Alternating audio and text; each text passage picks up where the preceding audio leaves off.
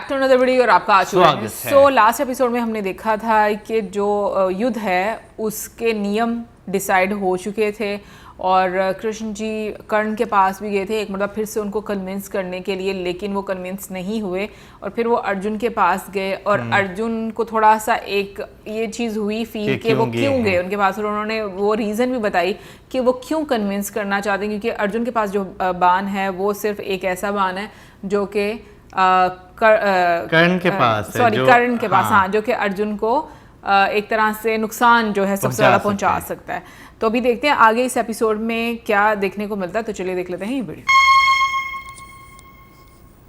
हस्तिनापुर नरेश शांतनु के राज्यकाल में जो रणभूमि सजना शुरू हुई थी, कब से उस रणभूमि के सजने का काम आज पूरा होने वाला है।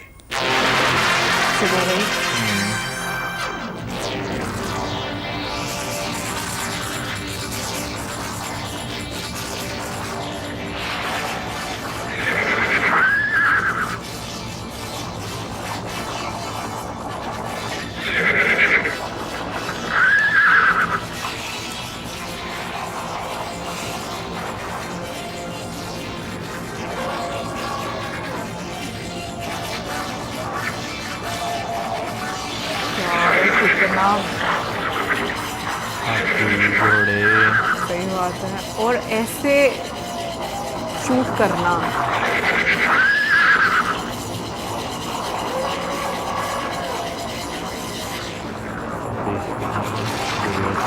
हर तरह से देखो शॉट्स लिए पीछे पहाड़ है ना,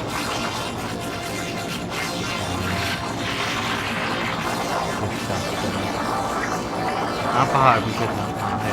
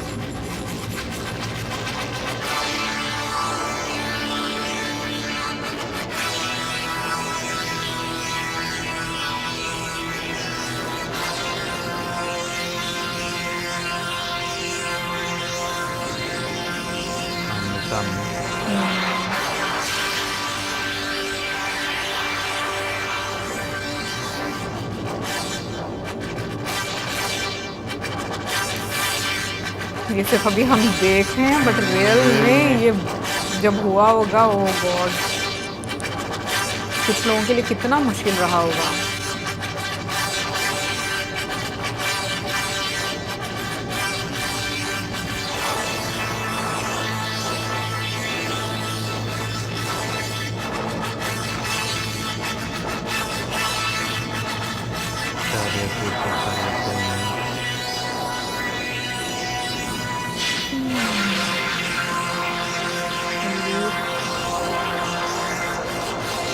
सबको दिखा रहे हैं।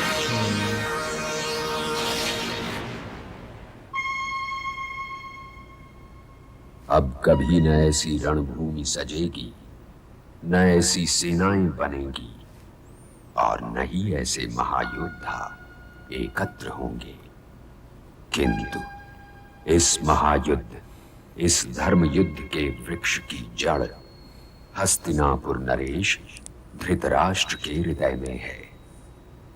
धृतराष्ट्र व्याकुल है, संजय से कुछ कहना चाहते हैं किंतु जैसे कह नहीं पा रहे, जैसे कुरुक्षेत्र के विषय में पूछने की हिम्मत न पड़ रही हो।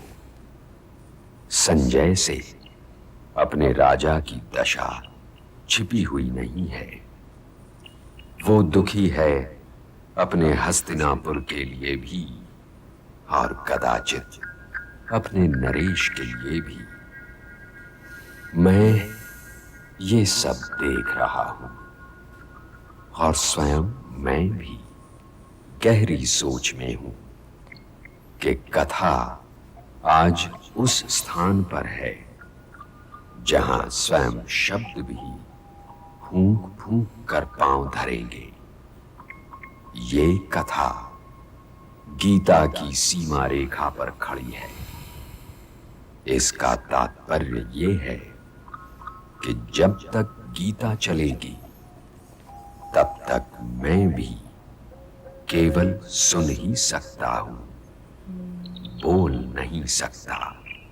हाँ, बस ये कह सकता हूं कि आने वाले कुछ क्षण संसार को सदैव के लिए धृतराष्ट्र का ऋण बना देंगे, क्योंकि आने वाले कुछ क्षणों ही में धृतराष्ट्र संजय से कहने वाले हैं कि हे संजय, धर्म क्षेत्र कुरुक्षेत्र में युद्ध के लिए इकट्ठा होने वाले मेरे और पांडु के पुत्रों ने क्या किया। अब जब तक संजय की बात चलेगी तब तक मैं तो हिलने वाला नहीं हूं।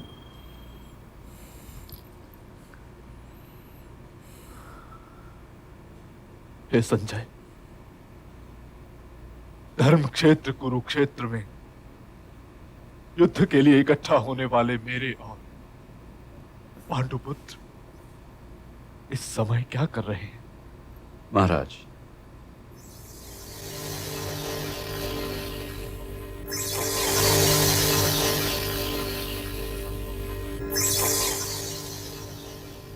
हे नरेश, दोनों ओर की सेनाएं कुरुक्षेत्र में आ पहुंची हैं।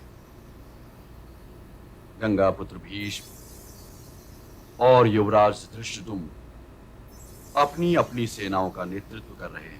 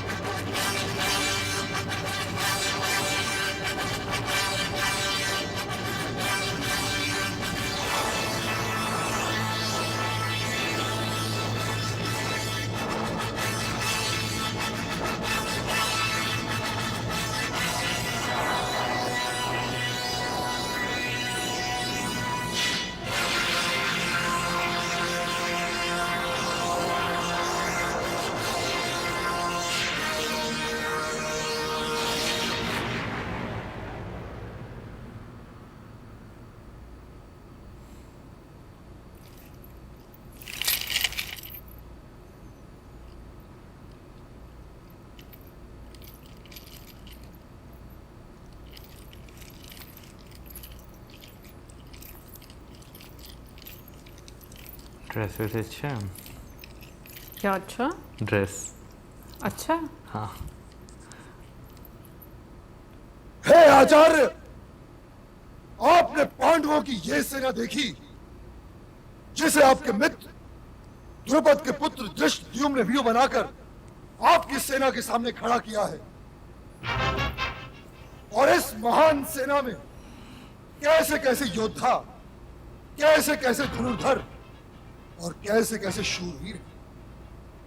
सात्यकी, विराट, महारथी द्रुपद, काशीराज, कुंती भोज और लंबी भुजाओं वाले सुभद्रा पुत्र अभिमन्यु और द्रौपदी के पांचों पुत्र। हे गुरु श्रेष्ठ, और अब हमारी सेना की ओर देखिए, जिसे लेकर आप इन पराक्रमी पांडवों से युद्ध करने के लिए इस रणभूमि में आए। कौन है इस सेना में?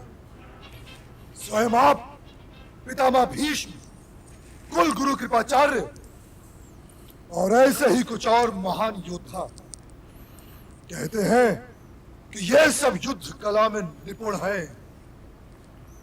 हे श्रेष्ठ ब्राह्मण, हमारी सैन्य शक्ति के सामने इन पांडवों की सैन्य शक्ति शून्य है। शून्य। दोनों आपने देखा उनका रिएक्शन। हाँ हे गुरुवर, इनसे युद्ध जीतने के लिए तो अकेले पितामह भीष्म ही बहुत हैं। इसलिए मैं आप सब लोगों से निवेदन कर रहा हूं कि पितामह भीष्म की सुरक्षा की ओर विशेष ध्यान दिया जाए। और ऐसा मैं इसलिए कह रहा हूं क्योंकि वे इस रणभूमि में कुंती पुत्रों का वध नहीं करेंगे।